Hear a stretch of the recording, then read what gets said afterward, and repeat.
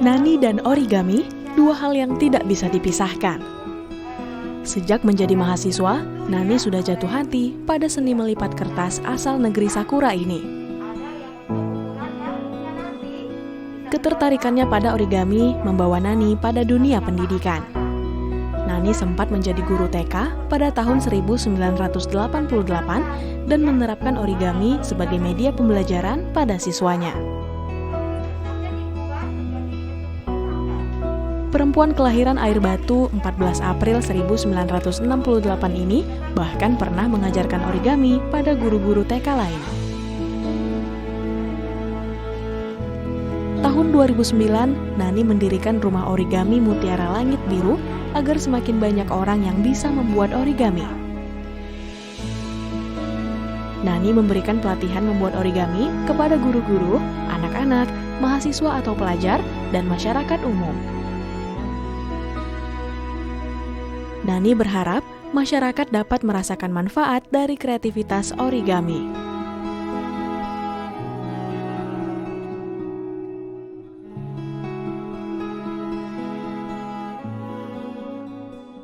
Pemirsa, ada banyak jenis seni dan keterampilan yang berkembang di Indonesia.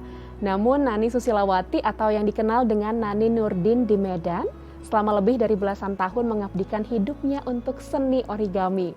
Perempuan yang menimba ilmu antropologi ini secara sukarela berbagi ilmu seni melipat kertas asal Jepang ini kepada anak-anak, guru-guru, dan masyarakat.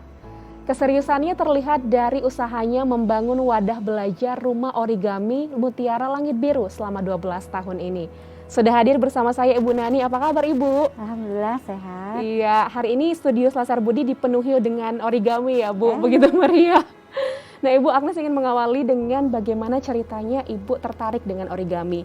Saya dengar Ibu sudah tertarik, jatuh hati dengan origami sejak kuliah ya Bu, benar nggak? Iya, saya profesinya kan dulu jadi guru taman kanak-kanak, ya. Jadi di dalam materi pembelajaran itu kan ada melipat kertas. Nah, saya kok tertarik gitu. Dari sebuah kertas bisa dibuat bentuk yang beragam. Nah, lama-lama saya coba menekuninya gitu ya. Coba menekuninya, ternyata saya pikir, oh ini sebuah harta karun gitu ya, sebuah harta karun. Karena dari origami itu kita bisa banyak hal yang kita dapat sebagai seorang guru. Salah satunya bisa membuat media pembelajaran pada anak-anak, kemudian juga bisa mendekorasi kelas gitu ya. Kemudian bisa juga mengembangkan 8 kecerdasan anak dari origami ini tadi gitu. Jadi lama-lama saya tertarik untuk menekuninya. Gitu. Nah Ibu juga kan pada tahun 2009 membentuk satu wadah belajar ya Bu, rumah origami Mutiara Langit Biru.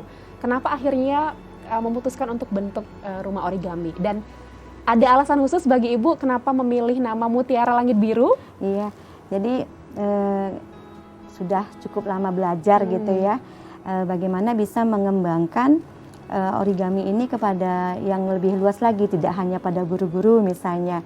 Kalau saya kan tinggalnya di Medan, jadi mungkin orang-orang atau guru-guru yang berada di daerah kan juga pengen belajar ya, pengen tahu apa itu origami, karena kadang masih terasa asing juga ya, bener, gitu Bu. ya.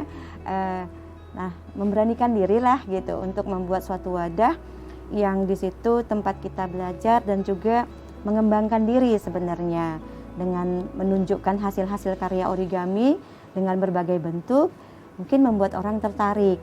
Dan juga menunjukkan contoh-contoh untuk para guru ya, diodrama, dekorasi kelas gitu ya, agar origami ini memang terasa manfaatnya gitu. Nah, kemudian apa ya namanya gitu. Nah, jadi saya membuatnya itu Mutiara Langit Biru. Itu kalau bisa dikatakan filosofinya seperti kertas origami. Mutiara itu kan di dalam laut. Iya. Nah, kalau di dalam laut aja kan dianggap nggak berharga ya gitu ya. Tetapi kalau dia dibawa keluar gitu, kemudian udah diasah gitu ya, nampak bersinarnya. Apalagi kalau dibawa ke atas gitu. Jadi filosofinya seperti itu, seperti mutiara. Ini kertas origami juga hanya selembar kertas. Kalau kita lihat begitu saja kan seperti tidak Ada artinya gitu ya, Bu? Ada artinya gitu. Tetapi ketika dia dilipat dengan teknik origami, ternyata bisa menghasilkan berbagai macam bentuk yang indah, yang menarik ya, dan juga kadang-kadang yang rumit gitu, yang kadang-kadang kita, aduh ini gimana ya buatnya gitu ya, melihat lipatan-lipatannya yang cukup banyak seperti itu. Jadi itulah dasar kenapa saya membuat nama Mutiara Langit Biru. Dan kesannya juga agak romantis ya, Mutiara Langit Biru gitu. Selain memperkenalkan origami ke masyarakat, Bu, apa saja kegiatan dari Rumah Origami Mutiara Langit Biru? Ya, kegiatan dari Rumah Origami Mutiara Langit Biru biasanya kami ada membuka kelas ya, kelas-kelas yang memang bagi pihak-pihak yang tertarik lah. Biasanya itu kelas untuk materi-materi PAUD, ya, materi origami PAUD gitu ya. Kemudian kelas untuk materi bunga. Nah, ini seperti ini ya, Bu, ya, ini bunga. Ini kan bunga dari kertas origami itu bunganya bisa bermacam-macam. Iya. Lebih dari 20 jenis ya, lebih lah. Jadi itu perlu teknik tersendiri. Dia tidak tekniknya agak lebih rumit, jadi mungkin ada kelas yang tersendiri gitu. Kemudian kelas kreativitas gitu. Nah, kelas kreativitas yang seperti tadi buat kotak ya, buat bermacam-macam bentuk lainnya, misalnya boneka gitu. Nah, itu adalah kegiatan yang ada di Rumah Origami.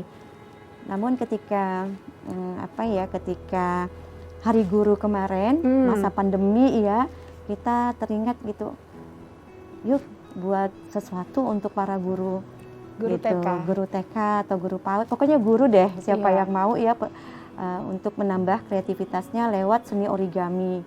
Jadi kita bikinlah kegiatan arisan ilmu origami peduli kreativitas guru gitu dalam rangka Hari Guru. Dan alhamdulillah sampai sekarang kegiatan itu tetap berjalan 1 bulan sekali dan itu free, silahkan gitu ya, silahkan siapa yang mau belajar origami ataupun datang ya ke Rumah Origami untuk belajar origami. Luar biasa.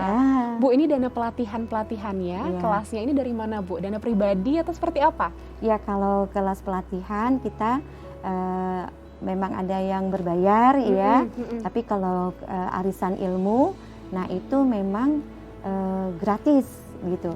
Biayanya dari mana? Ya saya pikir dari kantong-kantong kita juga gitu, dan pesertanya kan membawa bahan sendiri, jadi tidak terlalu memberatkan gitu ya, dan tidak terlalu memberatkan. Dan ini memang kita khususkan lah untuk guru-guru, jadi membagi ilmu kita bahwa origami itu sangat-sangat bermanfaat gitu untuk para guru. Jadi jangan sungkan ya, asal mau aja mendaftar, karena kan kuotanya terbatas ya di masa pandemi ini, kita nggak bisa banyak-banyak untuk menerima peserta gitu, harus dibatasin, paling banyak itu 15 atau 20 orang saja. Minatnya besar sepertinya guru-guru ya, Bu ya? Minatnya besar gitu. Wow, luar biasa. Sepertinya begitu banyak kegiatan edukatif yang dilakukan di Rumah Origami Mutiara Langit Biru. Nanti sebentar lagi kita akan ngobrol lebih dalam lagi tentang perjalanan Ibu mengembangkan origami. Dan pemirsa, kita akan lihat seperti apa aktivitas dari Rumah Origami Mutiara Langit Biru dalam tayangan berikut.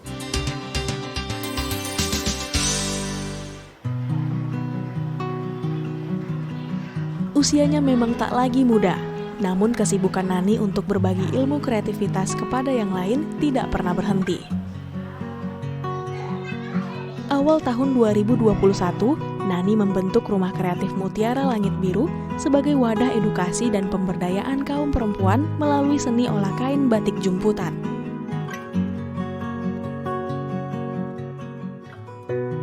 Selain itu, Nani juga mengajarkan sumi nagasi, yaitu seni lukis di atas air yang kemudian ditempelkan pada kain.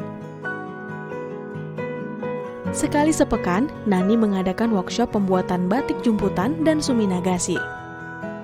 Masyarakat pun banyak yang tertarik membuat kain-kain berseni ini. Menjadi manusia yang bermanfaat bagi sesama adalah semangat hidup Nani. Melalui origami dan seni, Nani mendedikasikan hidupnya menjadi guru bagi masyarakat.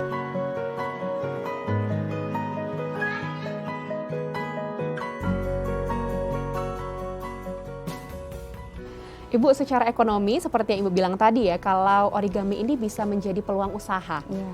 Nah, contohnya seperti apa, Bu? Bisa dijadikan apa saja sih sebenarnya origami ini? Ya, misalnya contohnya kalau yang fokus ke bunga ya, bunga-bunga origami itu bisa dibuat rangkaian bunga. Seperti ya. ini mungkin ya, Bu ya? Iya, ini kan contoh bermacam-macam ya. Iya, Misalnya mungkin itu bunga mawar. bunga mawar ya. Ini bisa jadi buat rangkaian bunga ataupun souvenir ataupun buket-buket bunga yang bisa dibuat untuk yang wisuda ya, ataupun ada acara-acara syukuran, pesta gitu.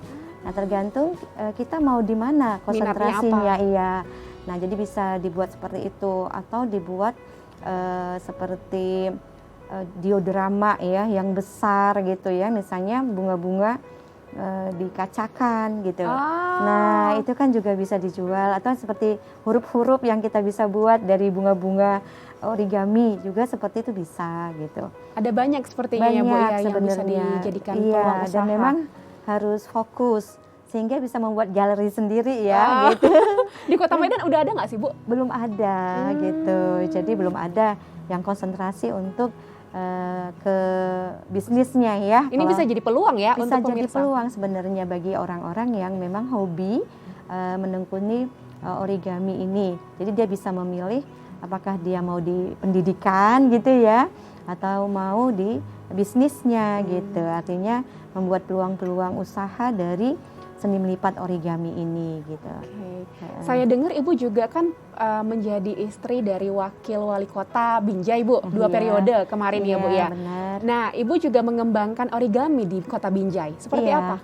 Iya, jadi saya pindah ke Binjai gitu, jadi ilmunya juga Dibawa ke sana. Iya, disebarkan ke sana gitu untuk guru-guru, taman kanak-kanak ataupun PAUD serta masyarakat yang ada di Kota Binjai. Nah, kita ada buat sanggar origami idaman. Oh, beda Kota namanya Binjai. nih. Beda namanya gitu ya, sanggar origami idaman Kota Binjai yang berkegiatan hampir 10 tahun ya di sana. Ya membuat kegiatan-kegiatan origami. Jadi setiap tahun ada kegiatan-kegiatan untuk guru-guru mengembangkan ilmu origaminya yang bisa dipakai dalam mengajar. Nah, seperti itu. Jadi kemana saja sepertinya ilmu origami nggak pernah didiamkan dalam diri ya, sepertinya. Harus kan ilmu itu harus diajarkan baru bermanfaat. Nggak kita bawa mati kan? Iya, gitu. benar. Bu, sebenarnya susah nggak sih buat origami kayak buat bunga ini atau buat orang-orangan? Susah nggak sih sebenarnya? Sulit nggak? Sebenarnya kalau kita sudah melalui tahapan-tahapan dasar ya, sebenarnya origami kan ada tahapan-tahapan dasarnya juga misalnya ya. Nah, itu kita tahu teknik-tekniknya, itu akan lebih mudah. Jadi sebenarnya kita belajar dengan awal tahapan dasar, kemudian nanti kita sudah tahu misalnya lipatan dasar permata gitu, atau lipatan dasar burung bangau. Nah, kita langsung, oh ini dibuat dari lipatan dasar burung bangau gitu ya misalnya. Nah, Bu, origami yang dibuat di negeri asalnya nih ya, Jepang gitu kan, ada tuh origami tradisional. Nah, berbeda nggak sih sebenarnya dengan origami yang ada di negara Eropa atau negara lain kayak di Indonesia gitu? Beda nggak, Bu? Sebenarnya pada dasarnya kan ilmunya itu dasarnya sama ya, kemudian lebih berkembang mungkin sesuai budayaannya ataupun kondisi masyarakatnya gitu ya. Nah, kalau di Jepang dulu kan sebenarnya origami ini dipakai oleh para bangsawan kan, para raja-raja ataupun dalam kegiatan-kegiatan agama. Nah gitu, karena juga kan origami ini dari kertas kan dulu mahal, nggak semudah sekarang kita dapatnya gitu. Nah, kemudian berkembang dan ada yang ke Eropa ya kan, ada juga yang ke Korea juga ada sebenarnya gitu ya, dan juga ada ke ya sampai ke kita ini sebenarnya sekitar tahun-tahun 50-an ya, baru masuk ke ini mulai pendidikan taman kanak-kanak ya. Nah, jadi istilahnya berkembanglah sesuai dengan budayanya masing-masing gitu. Nah, itu dia kalau yang kita lihat perkembangannya. Jadi ada yang lebih ke sainsnya misalnya gitu ya. Seperti di Eropa sudah mulai ke sains ya, Bu? Ke sainsnya gitu. Nah, ini yang menarik, Ibu juga buat buku origami. Ini dia bukunya. Iya, betul. Origami Hati ya, Bu. Mungkin boleh cerita tentang buku ini. Sebenarnya apa yang Ibu sampaikan lewat buku Origami Hati? Iya, salah satunya adalah menceritakan pengalaman saya selama menjadi guru gitu ya. Bagaimana dengan origami ini bisa mengembangkan kreativitas kita. Nah itu, jadi saya mengambil contoh-contoh yang sudah pernah saya buat dari bentuk origami hati. Jadi origami hati yang di buku ini kan origami tradisional ya, yang kita bisa mengembangkannya gitu ya, bisa mengembangkannya. Jadi ingin saya bagilah. Jadi orang kalau misalnya mungkin belajar dari YouTube kan, dia hanya membuat hati, ya sudah tok hati gitu aja ya, bentuk hati aja gitu. Nah di sini saya kembangkan untuk kegiatan-kegiatan fungsi-fungsi yang lain, misalnya bikin papan absen di pakai sekolah anak-anak, gitu. Kemudian bisa bikin hiasan di payung fantasi gitu ya. Kemudian buat pohon cinta ya, pohon harapan yang hatinya itu kita buat tulisan-tulisan, atau buat tempat foto ya. Kemudian juga bisa bikin untuk properti photobot ya, ditulis kata-kata gitu, misalnya kayak untuk Hari Ibu kan, ya kita bisa buat di situ. Nah seperti yang ada saya bawa juga tadi, Guru Indonesia Merdeka Berkarya kan, itu kan dalam bentuk hati juga ya. Nah seperti itu. Jadi berdasarkan pengalaman mempergunakan origami untuk kegiatan-kegiatan pendidikan yang ada di sekolah dulunya gitu. Dari satu bentuk origami hati bisa dijadikan banyak banyak kreasi fungsi, gitu banyak ya, Bu? kreasi seperti itu. Iya Ibu, nanti kita akan ngobrol lagi soal origami. Dan pemirsa, kita akan melihat seperti apa komentar orang-orang yang pernah mendapatkan pelatihan origami dari Ibu Nani dalam liputan berikut. Bu Nani itu ya, kalau kita lihat senyumnya. Ya, kalau saya lihat Bu Nani itu orangnya ramah gitu ya, dan nggak pelit ilmu. Gitu. Dia berikan apa yang ada padanya, dia berikan kepada kita ilmu apapun itu gitu ya. Jadi semua yang bermanfaat dia berikan kepada kita sebagai adik-adiknya, sebagai istilahnya ya guru-guru ya, kita sebagai guru RA. Ini jadi banyak mengenal karakter para ibu-ibu ya, dan cara mendidik anak-anak dari origami juga semenjak dari Ibu kenal Bu Nani, jadi bisa lebih sabar menghadapi anak kecil dari melipat origami. Rin harap Bu Nani jangan berhenti untuk mengembangkan origami, karena origami ini sudah sangat langka di Sumatera. Jadi saya harap Bu Nani jangan pernah menyerah untuk origami sendiri. Ya, Bu, awal tahun ini Ibu juga mendirikan rumah kreatif Mutiara Langit Biru. Kenapa akhirnya mendirikan rumah kreatif ini dan apa saja kegiatannya, Bu? Iya, saya pernah belajar membatik ya, membatik jumputan di tahun 2019 dan suminagasi, seni melukis di atas air gitu. Nah sudah kembali ke Medan lagi, ini ilmu kok dibiarin ya, gitu, sayang rasanya gitu, apalagi batik yang merupakan warisan budaya kita gitu. Jadi memberanikan dirilah, dibantu dengan Rani dan Rini, yuk kita buat yuk gitu ya, batik jumputan gitu. Nah akhirnya di awal Januari 2021 kami berusaha lagi untuk belajar sendiri dulu.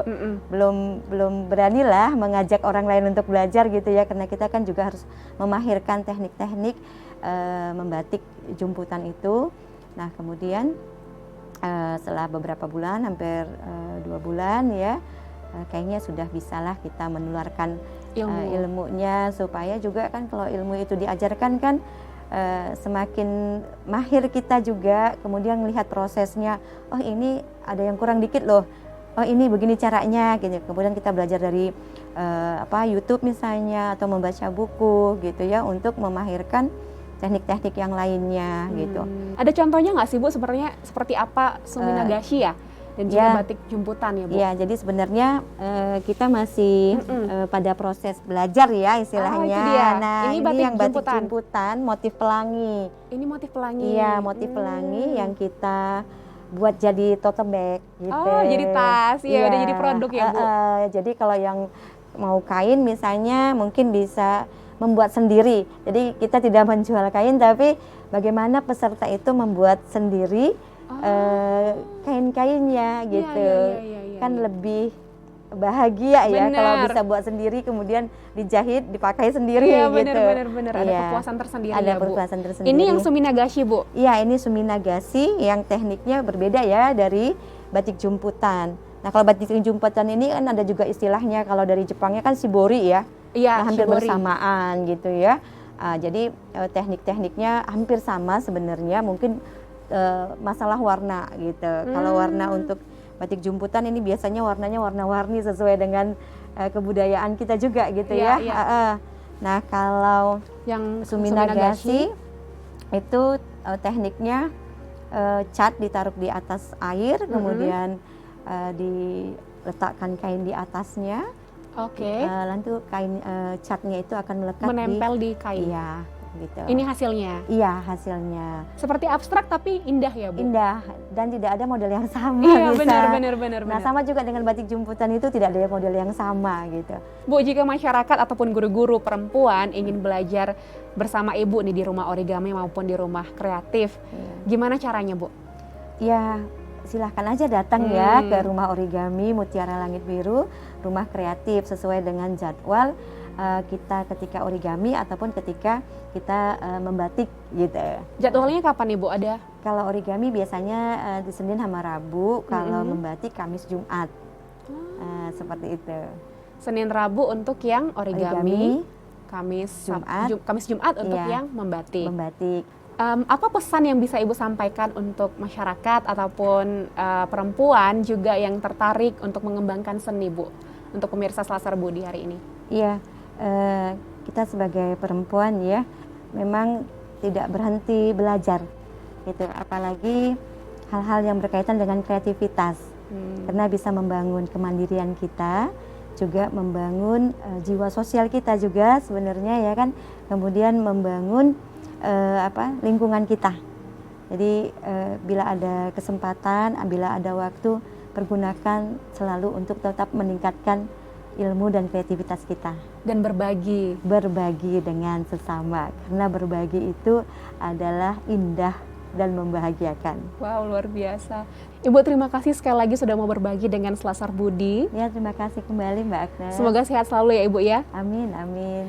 Dan pemirsa, dari Ibu Nani Susilawati, hari ini kita belajar tentang ilmu yang sederhana dapat menjadi peluang usaha jika ada konsistensi untuk mengembangkannya dan prinsip untuk berbagi di dalamnya.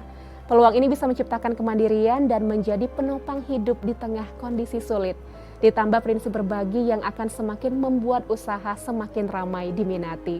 Mari jadikan diri kita bermanfaat bagi orang lain, tetap jaga kesehatan Anda dengan menerapkan protokol kesehatan.